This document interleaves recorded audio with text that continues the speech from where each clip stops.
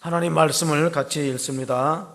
다윗의 시편 23편 5절 6절입니다. 시작. 주께서 내 원수의 목전에서 내게 상을 차려 주시고 기름을 내 머리에 부으셨으니 내 잔이 넘치나이다. 내 평생의 선하심과 인자하심이 반드시 나를 따르리니 내가 여호와의 집에 영원히 살리로다. 아멘.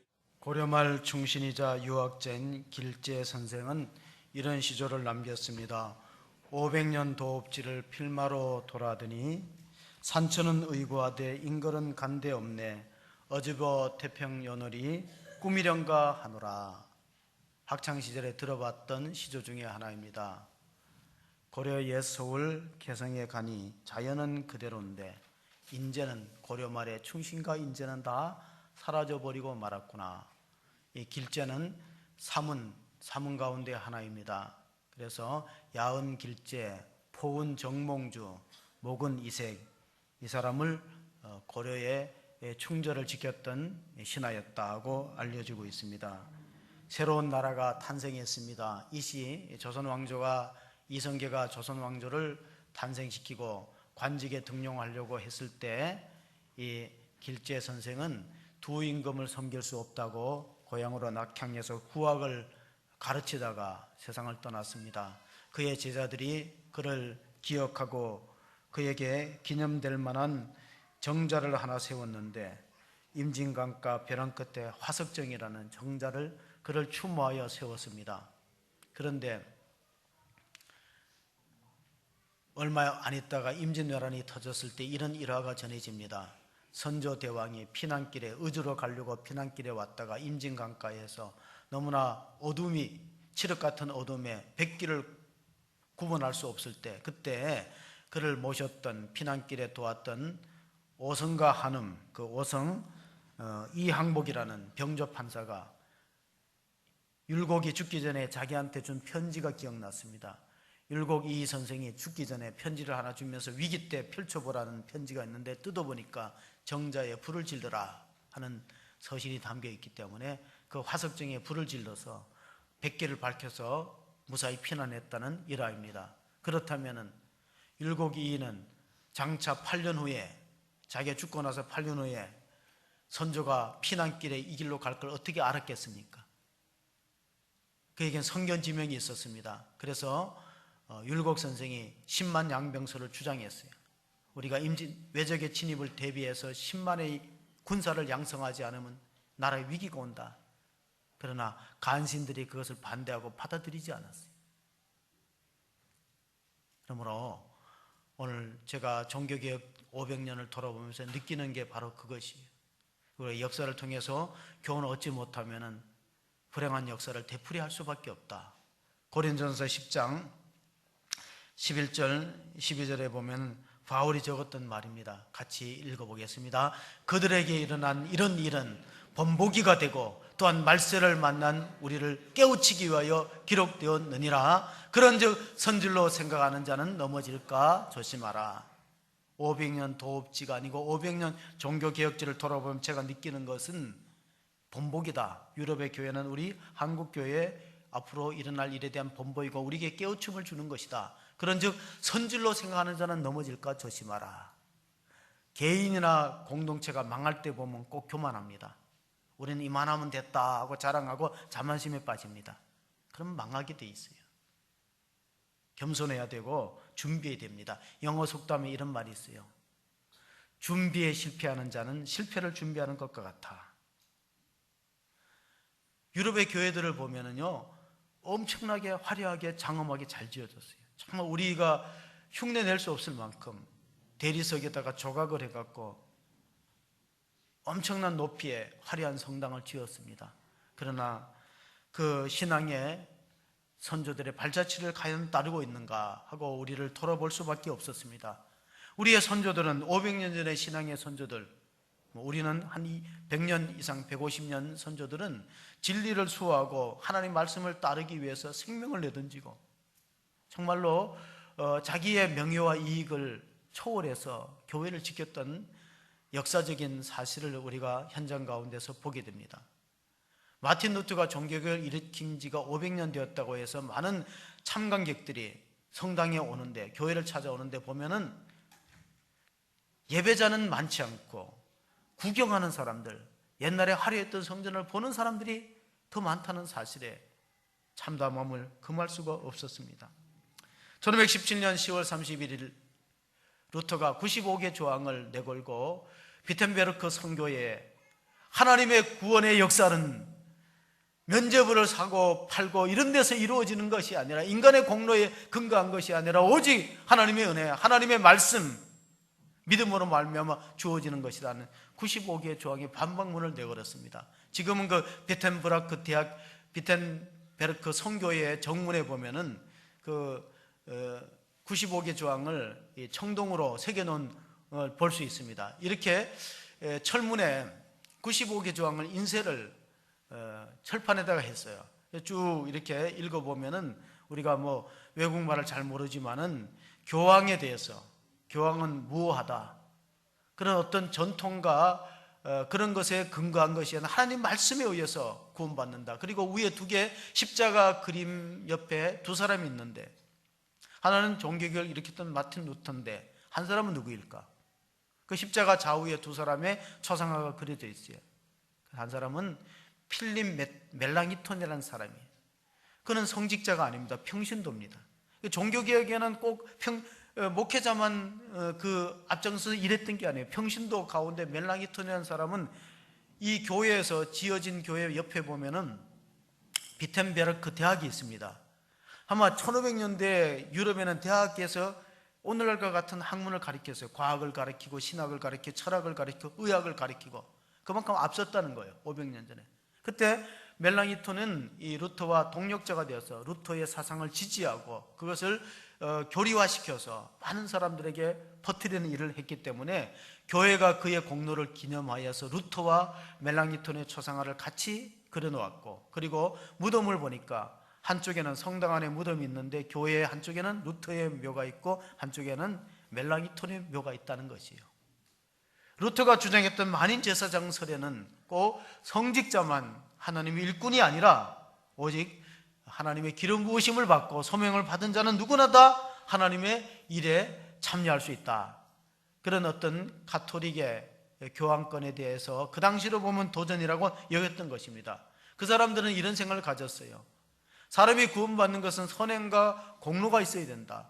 뭔가 그래서 면죄부를 사서 조상의 영혼을 위해서 투자하고, 그렇게 쓰임을 받을 때 조상의 영혼을 위해서 뭔가 우리가 헌신하고 공로가 있을 때 그 공로에 의해서 그 영혼이 하나님 나라에 올라간다. 그렇게 가르쳤던 것이 마틴 루터의 성경을 읽고 그가 연구한 바에 의하면 그것이 아니라는 그런 반박문을 95개의 조항에 걸었습니다.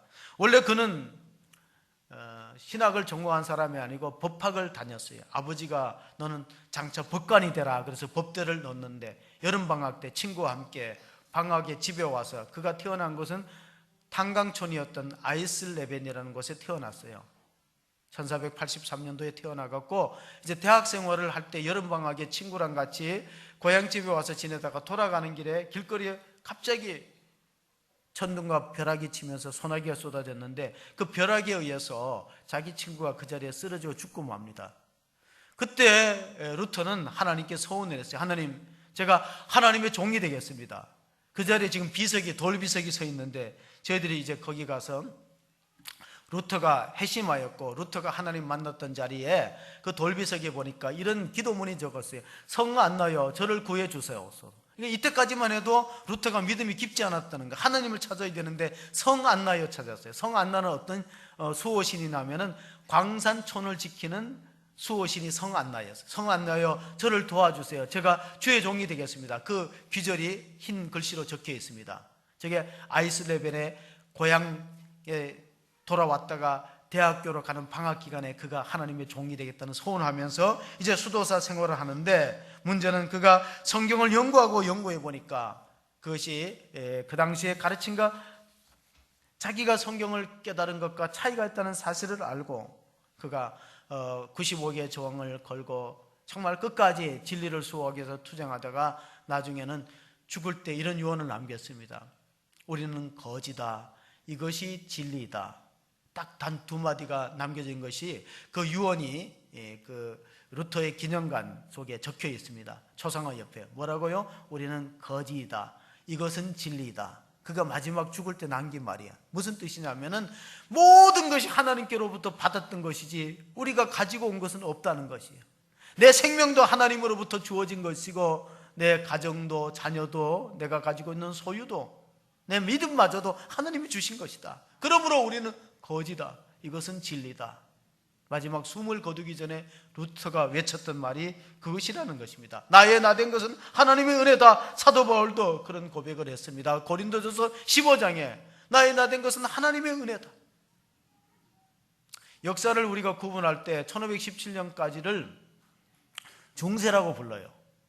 그리고 중세를 다크에이지라는 말을 썼어요. 암흑시대다. 중세 천년을. 왜냐하면 그때는 사람들이 성경을 잘 읽지 못했습니다. 성경을 갖고 싶어서 가질 수 없는 것이, 성경은 양피지나 어떤 특별한 그런 파피루스라는 종이에 기록되어 있는데 성경 값이 오늘날의 돈으로 환산한다면 수억에 달합니다.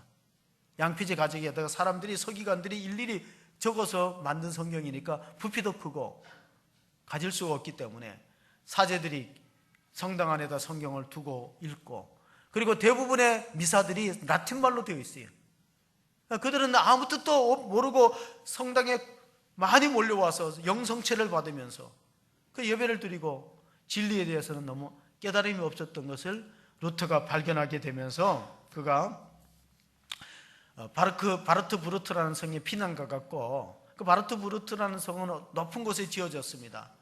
우리가 그 성벽을 보면은 흰색으로 둘러져 있는데 거기에 가서 성경을 번역했습니다. 이게 바르트 브루크 성인데 저기 중세에 지어진 성벽입니다. 높은 곳에 지었어요. 왜냐하면 외적의 침입을 막으려면 평지에다 지으면 안 됩니다.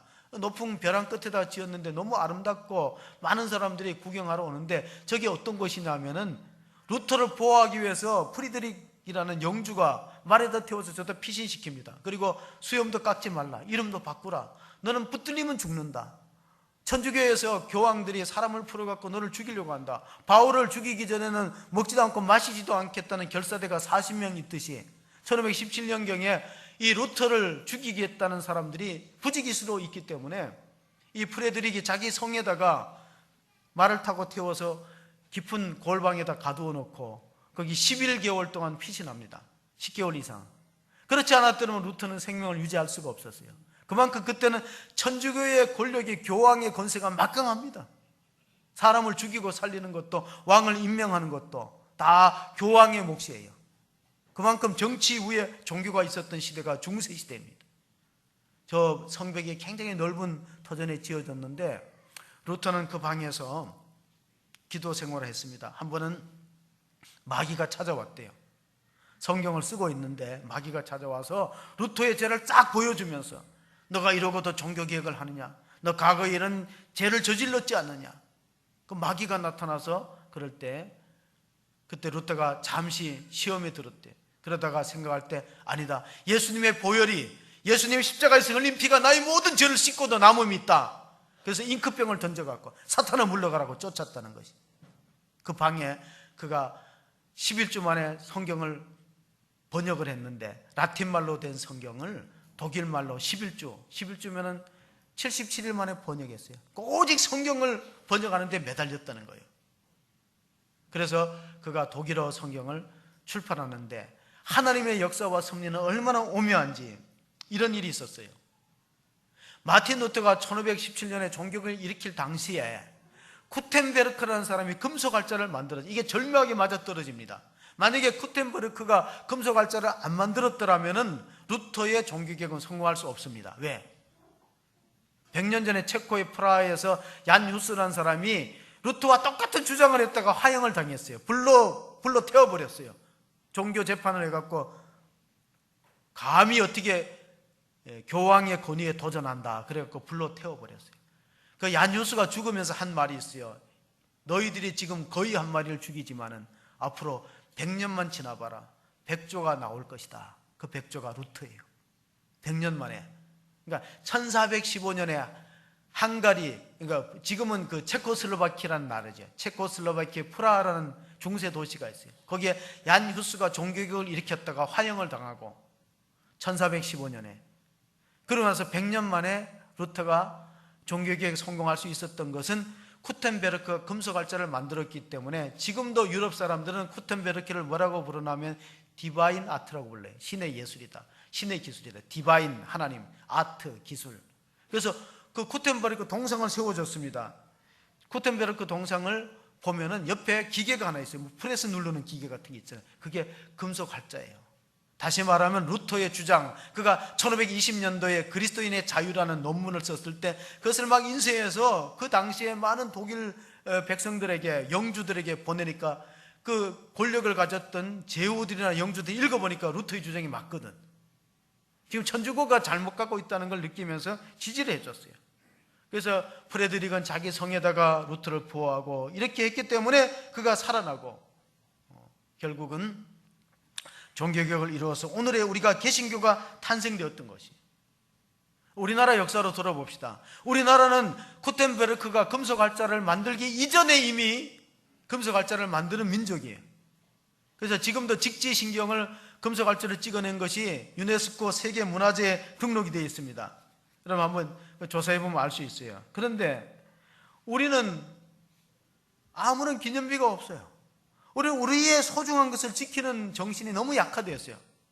제가 인천공항에 내리면서 느꼈던 게 있는데 그게 뭐냐면은 체코슬로바키아 공항에 가니까 자기네 말과 영어하고 그리고 한국말로 되어 있어요. 밑에 안내문이. 체코슬로바키아의 그 프라하 공항에 가면은 한국말로 공항에 안내문이 와 있는 거. 왜 그러냐고 물어보니까 현대자동차가 공장을 글로 옮겼다네. 현대자동차 공장이 우리나라에도 있지만은 체코슬로바키아도 공장을 가동을 합니다. 그래서 현대자동차를 찍어내니까 안내문이, 공항의 안내문이 한글로 되어 있는 안내문을 보고 참 보람과 긍지를 느꼈어요. 그리고 세계 어느 나라의 공항을 봐도 인천공항만큼 크고 깨끗하고 시설과 인프라가 잘 구축된 공항이 없어요. 인천공항에는 오면 와이파이가 그냥 터지는데 다른 공항은 다 가봐도 와이파이 비밀번호를 넣어야 터져요. 근데 우리는 우리의 것이 그렇게 좋고 소중하다는 걸 잘 못 느껴요. 외국 사람들은 우리나라가 대단하다는 나라인데 우리는 우리를 그걸 잘 모르고 있습니다. 우리가 GDP, 국내 총생산이 세계 11위입니다. 수출이 8위입니다. 그리고 IMF 외환위기를 2년 만에 극복한 나라예요. 과거 식민지 백성 가운데 경제개발협력기구 OECD의 식민지 나라 가운데 유일하게 우리나라가 들어있습니다. 그리고 동양 최초로 유엔 사무총장을 배출했습니다. 2차 세계대전 이후에 신생 독립국가 가운데 우리나라만 민주화를 이루었고 경제성장을 이루는 유일한 나라예요. 물론 우리나라도 많은 문제점을 안고 있어요. 지구상의 유일한 분단국가라는 거, 또 청년 실업과 나라의 빈부격차, 계층 간의 갈등 안고 있지만은 그래도 우리나라가, 외국에서는 우리나라를 대단하게 보는데 우리가 그렇지 못해요.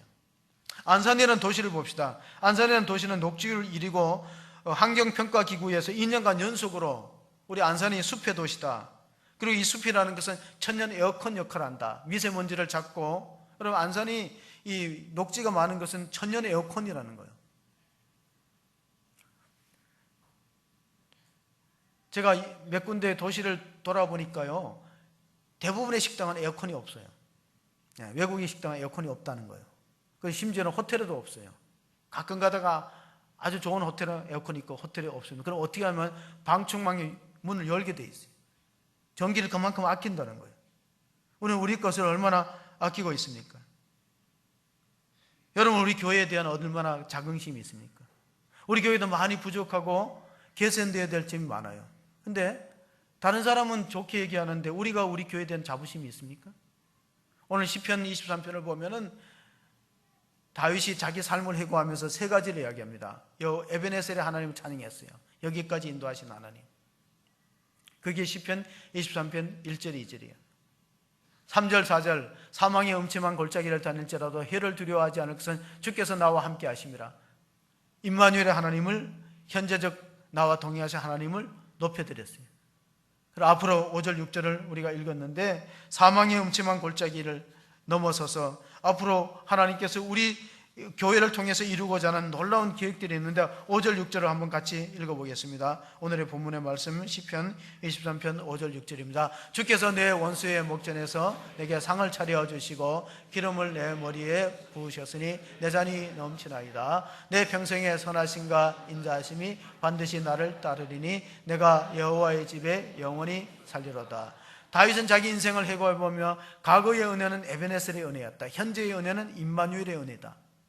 장차 미래의 은혜는 여호와 이레의 은혜다 하고 노래합니다. 장차 나를 하나님의 집에 인도할 것이다 하는 구원의 확신을 갖고 하나님을 찬양했습니다. 저희 그 종교 순례를 마친 여러 이제 목회자 가정이 있는데 한 분이 끝날 때 이러더라고. 이제 교회로 다시 돌아가려고 하니까 두렵고 떨리는 마음이 있다 그래요. 왜 두렵고 떨릴까요?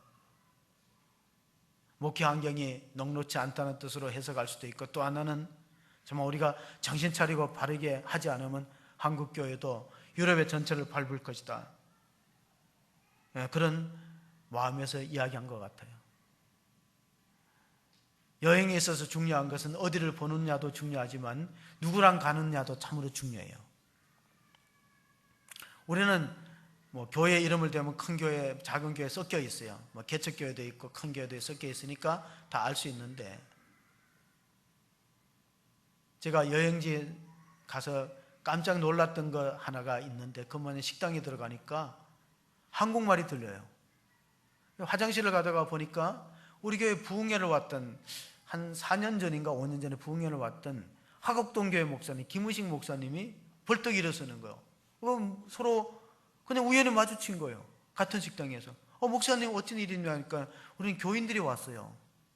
저는 신학대학교에서 프로그램을 하기 때문에 왔다 그러니까 그러냐고 반갑다면서 이제 식사를 하고 나가시는데 바깥에도 한 무리가 대기하고 있는 거예요. 보니까 한 교회에서 77명이 오니까 식당이 다 못 들어가는 거예요. 다른 손님도 있고. 그러니까 일진과 이진이 나눠서 식사를 하는데 제가 마음속으로 좀 부러웠어요. 한 교회에서 이렇게 종교 개혁지를 탐방하는데 이렇게 많이 참가 신청을 해서 올 수 있다는 것은 대단한 교회다.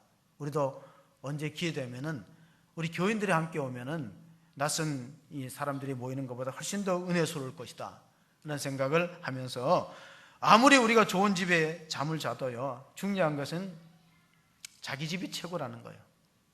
아무리 좋은 옷도 한 달만 있어 보세요. 아무리 좋은 음식이라도 먹어보세요. 내가 집에서 먹는 게 가장 좋다, 좀 교회가 부족하고 연약해도 내 교회가 좋다, 그런 마음이 참으로 중요합니다. 우리가 아무리 좋은 아파트에 살아도요, 아파트 평수가 넓으면 청소할 것만 많고 힘들어요. 은퇴 후에 큰 아파트에 살면 관리비 많이 나오고 그러지 않겠습니까?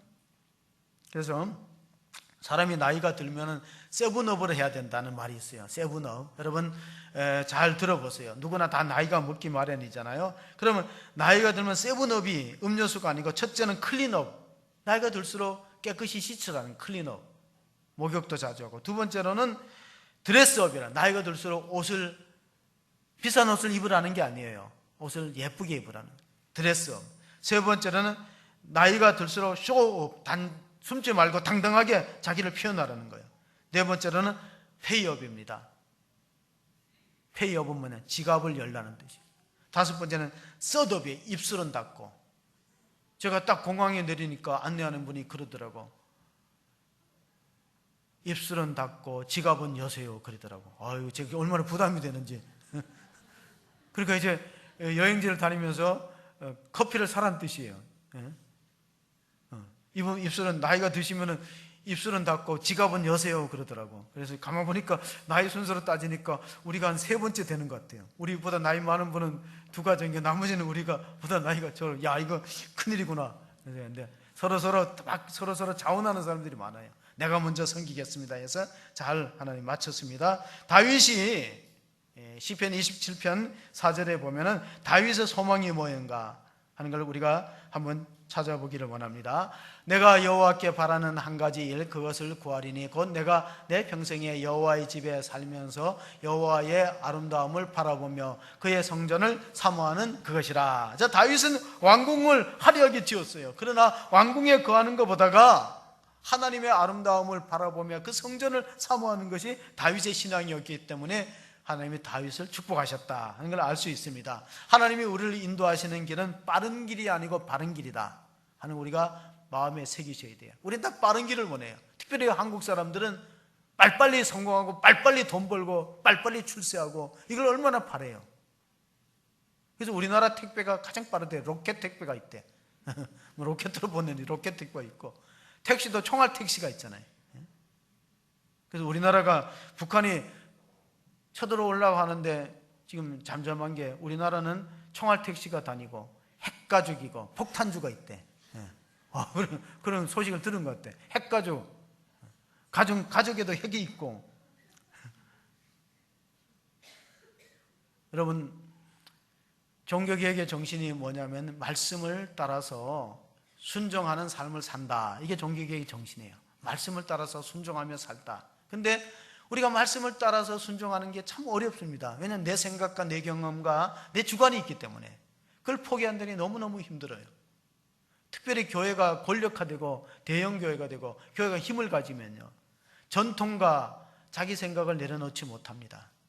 그래서 마틴 루터가 종교개혁을 일으킬 때 교황 레오 10세가 이렇게 말했어요. 멧돼지 한 마리가 주님의 포도원을 짓밟고 있다, 이런 뜻이에요. 멧돼지는 마틴 루터를 가리키고 주님의 포도원은 그 당시에 구교를 가리켜요. 멧돼지 한 마리가 포도원을 짓밟고 있으니까 부르라. 그래갖고 1520년 그 21년인가 그때 이제 부름을 받습니다. 그가 1520년 4월 16일 날 부름을 받아요. 보름스 국회 회의장, 국제회의장으로 부름을 받았어요. 그때는 정치와 종교가 구분이 안 되니까 국제회의를 어디서 하냐면 교회에서, 성당에서 하는 거예요. 1520년 4월 16일 날 소환장을 보냅니다. 그래서 이제 불려갑니다. 비텐베르크, 종교개혁의 기치를 걸었던 비텐베르크하고 그가 부름을 받은 보름스까지는 700km예요. 우리 자동차로 갔어요, 그 길을. 그런데 루터는 걸어서 갔어요. 그래서 제가 걸어간 시간을 보름쯤 됐겠다고 얘기하니까 교수님이 어떻게 그걸 아냐고 그러잖아요. 저보고 어떻게 그게 보름 걸려서 간 걸 어떻게 아냐고 그래서 이름을 보라고. 보름스, 보름스, 복수로 영어로 보름 걸렸다 그래. 맞다는 거예요. 4월 1일 날 출발해갖고 4월 16일 날 도착해서 이튿날 불러갔어요. 불러가니까 그때 카를 오세라는 황제가 물어봅니다. 너가 지금 주장하는 95억의 조항을 너가 썼느냐? 그렇습니다. 너가 지금 성경을 내고 논문을 내고 그런데 그 너의 저술이 분명하다면 이걸 처리할 각오가 되어 있는가? 그렇게 하면 너가 살고 이것을 계속 관철하고 주장하면 죽을 것이다. 어떻게 하겠느냐고 황제가 신문합니다. 그때 그가 그 보름스를 보름 걸려서 걸어갈 때 주변에서 많이 말렸습니다. 거기 가면 사형 온도 받고 죽는다. 가지 말라. 그럴 때 루터가 이런 말을 했어요. 보름스의 국회의사당에 기와장 숫자만큼 마귀가 나를 흔들려고 해도 나의 결심은 변함이 없다. 가서 내가 황제 앞에 내가 당당하게 증언하겠다. 그리고 그때 교황들이 말했어요. 너 주장이 옳다면 당당하게 얘기하라. 왜 피해서 숨느냐? 비겁하게 와서 얘기해보라. 보름스라는 나라가 작은 도시인데요, 2만 명이 왔어요. 관중들이 그 재판을 보기 위해서. 하루 제게 시간을 주세요. 생각할 시간을 주세요. 루터가 참 지혜로웠던 것 같아요. 그 자리에서 나는 안 됩니다 하지 않고 하루 시간을 달라 그랬어요. 그랬더니 황제가, 카를 오세가 젊은 황제예요. 루터의 심정을 이해하고 하루 시간을 줄 테니 잘 생각해봐라. 이 살고 죽는 문제다. 그래서 하루 만에 다시 회의가 소집이 되었어요. 그때 루터가 한 말이 있어요. 내가 하루 동안 기도하고 생각해 보니까 내 주장을 처리하는 것은 성경에 맞지 않는다. 두 번째는 내 신앙에도 맞지 않는다. 내가 살기 위해서 하나님의 말씀을 어기고 그리고 내 신앙 양심에도 어긋나서 증언하는 것은 바른 일이 아니다. 그것은 나를 위한 것도 아니고 교회를 위한 것도 아니고 세상을 위한 것도 아니다. 하나님 나를 도와주셔서 God help me, 나를 도와주세요. 그가 섰던 곳에 지금 찾아가 보니까 보름스 국회의장 교회는 있는데 그가 증언했던 자리에 신발이 하나 놓여 있습니다. 그게 루터의 신발로 밑에 이렇게 적혀 있습니다. 오 하나님 나를 도와주소서. 내가 여기 섰나이다. 내가 여기에 서 있습니다. 내가 진리를 증거하기 위해서 이 자리에 섰습니다. 나는 목숨을 내놓고 이 자리에 서 있습니다. 거대한 가톨릭의 권력 앞에 루터는 외롭게 투쟁하는데 하나님이 그를 거두어 가지 않았어요.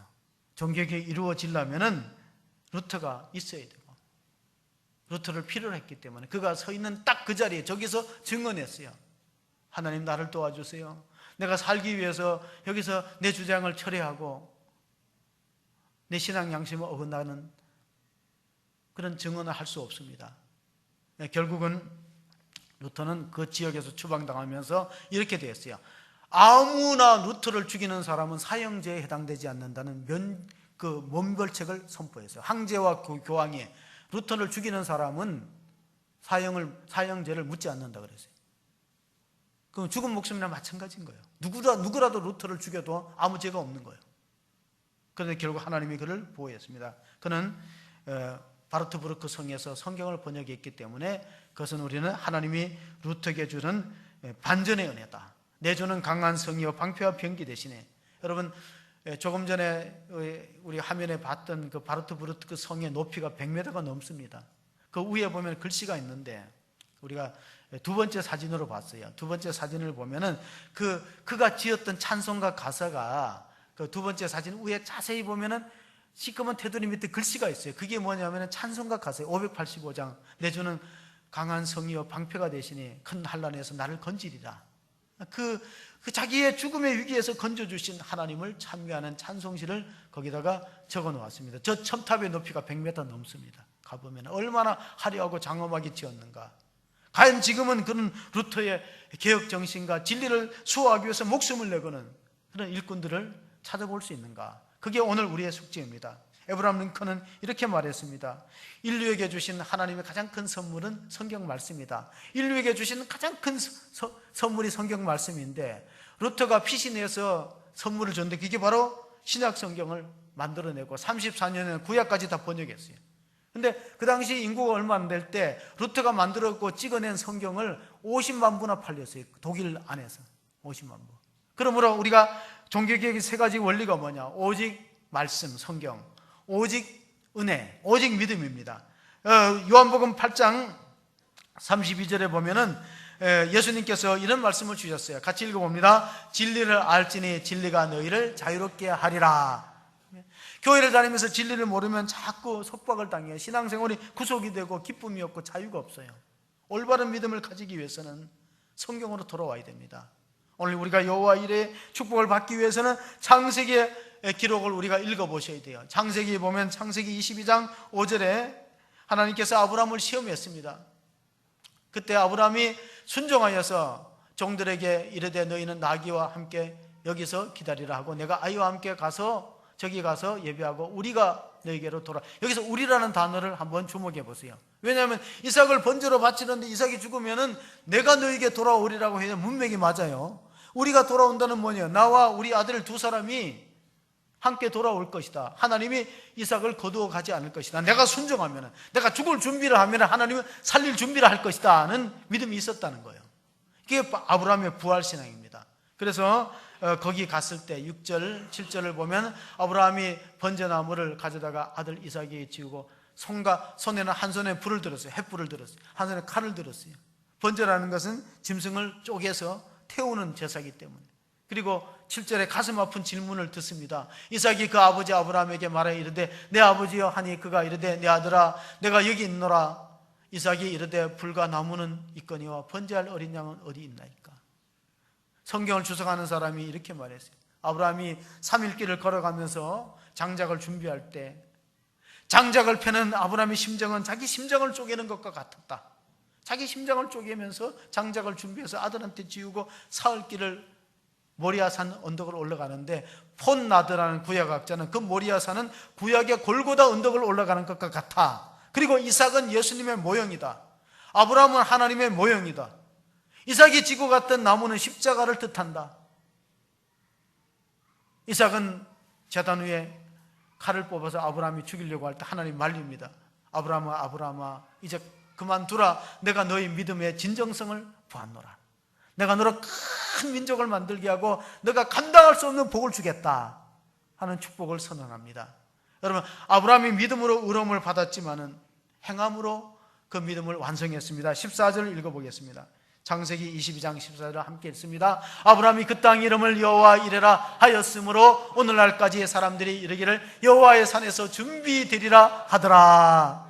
여호와 이레의 축복은 어떤 사람에게 주어집니까? 말씀에 순종해서 아들일지라도 하나님의 뜻이라면 내가 따르겠습니다 하고 죽을 준비를 할 때 하나님 살려주시고 복을 주시는데 그가 감당할 수 없는 큰 복을 받게 되었던 것입니다.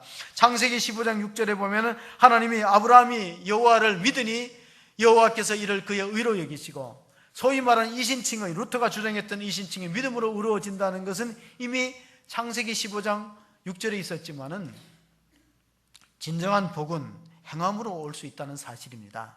우리가 씨를 뿌리지 않고 땀을 흘리지 않고는 거두지 못하는 게 자연의 법칙이고 추수의 원리라면은 구원은 우리가 믿음으로 받을 수 있어요. 그러나 성화되고 거룩해지는 것, 그것은 우리의 수고와 땀을 필요로 합니다. 오늘날 한국교회가 너무 값싼 은혜에 취해 있어가지고 그냥 형식적 신앙도 내가 하나님 나라에 가겠지 하는 안일한 자세를 갖고 있는 경우가 너무나 많이 있습니다.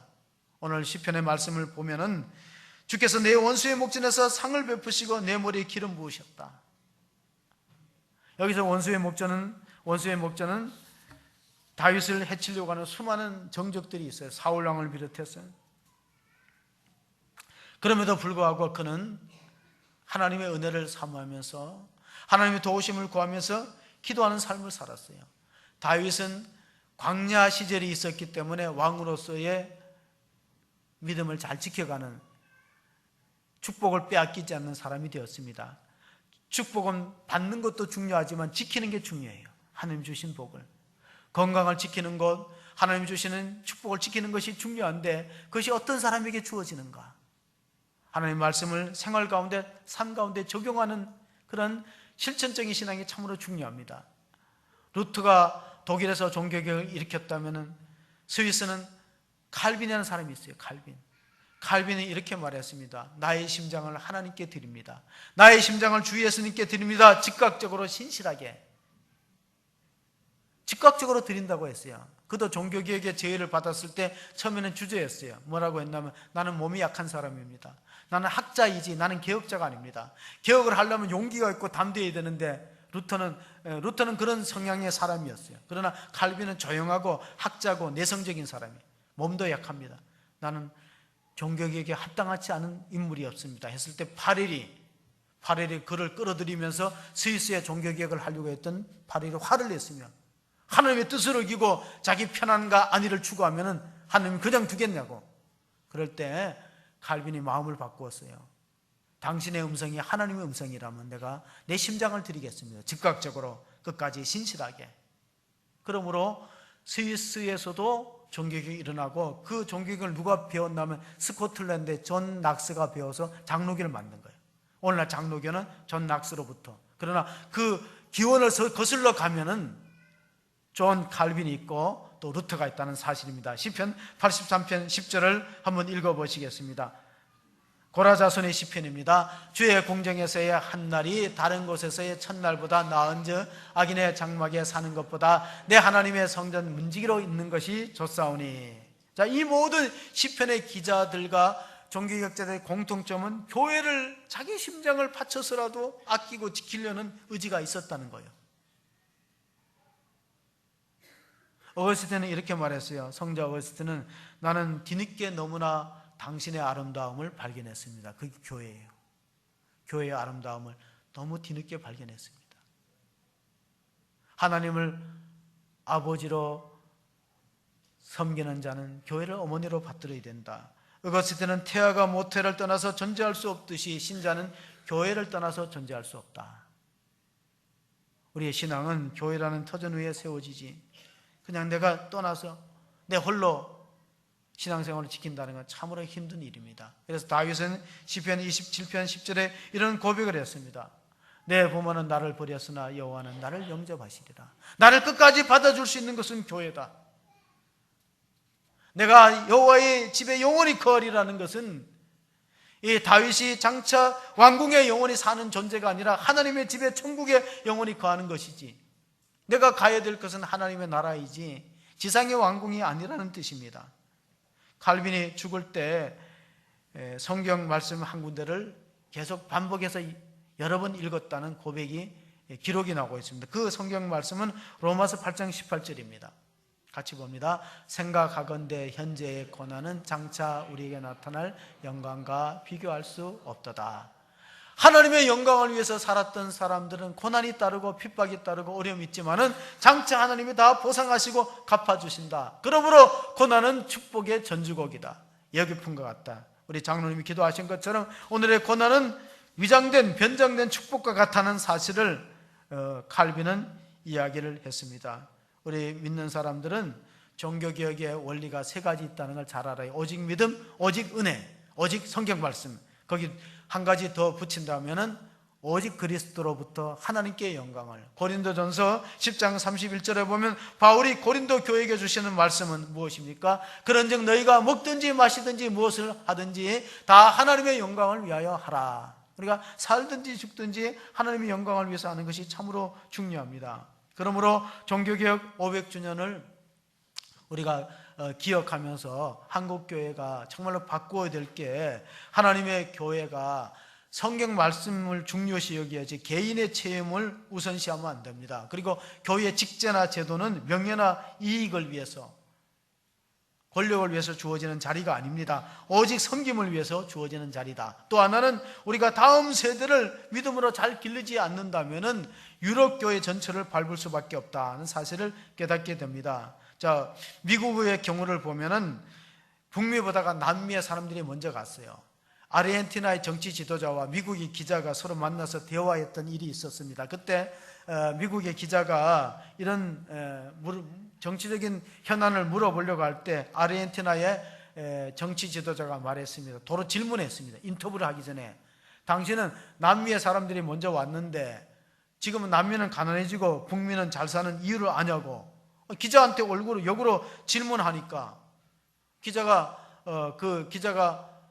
대답을 못하고 있으니까 그 아르헨티나의 정치 지도자가 이렇게 말했습니다. 남미는 스페인 사람들이 찾아왔는데 주로 개척자들이 황금을 얻기 위해서 왔고 북미 청교도 신앙인들은 믿음을 지키기 위해 왔다. 우리 선조가 어떻게 살았느냐에 따라서 후대의 삶이 달라진다는 중요한 얘기를 해주었어요. 아브라함과 조카 롯이 같이 갈대 우를 떠났는데 아브라함은 여호와 일에 복을 받았어요.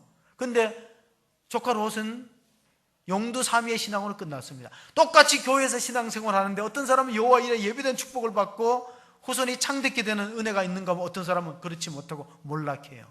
롯의 가정처럼. 차이가 뭘까요? 순종에 달려있어요. 순종 여부. 예수님께 찾아오는 사람은 네 종류가 있었어요. 호기심 때문에 구경하려고 찾아온 사람이 있었어요. 두 번째, 이익을 바라고 떡을 얻어먹기 위해서 찾아온 사람 5,000명이나 되었어요. 세 번째, 예수님한테 시비 걸고 흠집 내보고 비판하기 위해서 찾아온 사람이 있었어요. 바리새인들, 서기관들. 네 번째는 영생의 말씀을 듣기 위해서 찾아온 사람이 있었어요. 여러분은 어디에 속합니까? 하나님의 말씀을 우리가 많이 들었습니다. 수없이 들었습니다. 그러나 우리가 그 말씀을 얼마나 삶 가운데 적용하고 있습니까? 요한복음 10장 27절 30절에 보면은 양과 염소의 차이가 있어요. 목자들이 양의 저녁에 해가 지면은 우리로 들어갑니다. 그 우리로 데려올 때, 먹이를 줄 때 양하고 염소는 함께 먹이를 안 준다고 합니다. 왜냐하면은 염소가 다 밀쳐내고 자기가 먹어요. 양은 먹을 수 없기 때문에 염소는 염소끼리 주고 양은 양끼리 주는 거예요.